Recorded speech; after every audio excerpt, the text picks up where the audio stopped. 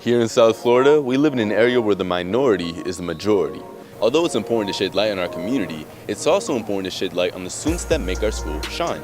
Instead of giving Santa a warm glass of milk, why not throw in a nice hot chocolate bomb in there to add some flavor? It makes the perfect treat and gift for someone special this time. Anna Pettigene can give you the recipe.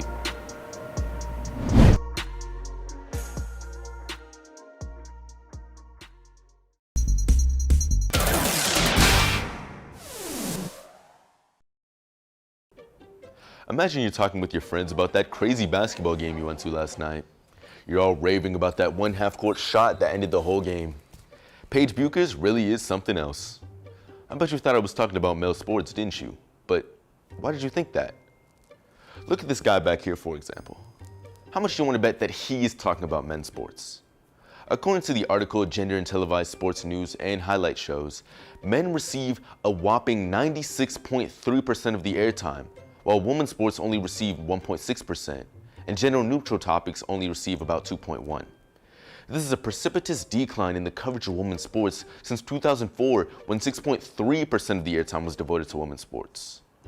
To bring it full circle, women put in the same amount of effort into their sports as men do, and they deserve just as much credit and airtime as men do. Wouldn't you agree? For WBTV, this has been Jaxon reporting. The unification of the community, the sheer diversity of cultures and holidays, and all-around cheer is what makes December one of the best months of the year. And right here at home, people look forward to not only encouraging that bonded community, but also establishing a strong bond with themselves through their love for art. The commencement of a new year signifies the birth of even more opportunities for our community to thrive. Good evening and welcome to this month's Bobcat broadcast. We hope you're all well rested because we have an exciting lineup of stories that highlight the passion, talent, and innovation of young people in our community. When it comes to things we love, we wish we could do it forever. But at some point, time will tell you to make do with what you have. One program here at West Broward that we want to highlight for their fearlessness in tackling tough subjects is our peer counseling program. These incredible individuals fearlessly speak up on a wide range of important issues and topics that provide vital support and guidance to our peers. Sophie Reyes can tell us more.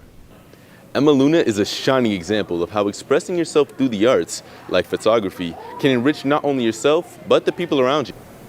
Although it's important to shed light on our community, it's also important to shed light on the students that make our school shine.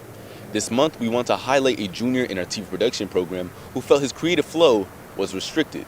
And instead of giving up, Nicholas LaBeouf took the initiative to make something for himself on his own time. Let's allow Nick to tell his story. What's up, Bobcats? It's Jaxon here with today's breeze.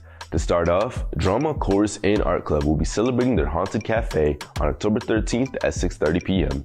Make sure to come support to see sneak peeks of the Clue Fall play. Also, the National Science Honor Society is extending their officer application deadline for new members to October 20th at 11:59. In some sports news, our volleyball team is going against Hollandale at 4:30 p.m. And this Friday, our West Broward football team will be playing an away game against South Broward at 7 p.m. Make sure to come out and show your support. That's all I have for today, Bobcats. Have a great day.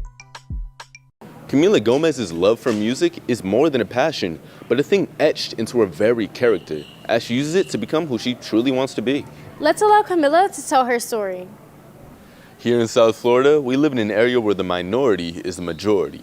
Yet to this day, those same minorities still experience bullying and insecurities. Yoandis Napoles is a Cuban immigrant who moved to New Jersey at the young age of 8. And although his everyday life consists of being bullied for being the only Latino in the area, he gained a high-level mindset that made him the man he is today. Here's Yoandis for his story. Claudio's vision is not only to report on current events in our community, but also to infuse creativity and a fresh perspective into broadcast media. Well, that just about wraps it up for this month's episode. Have a good afternoon, a good evening, and a good night.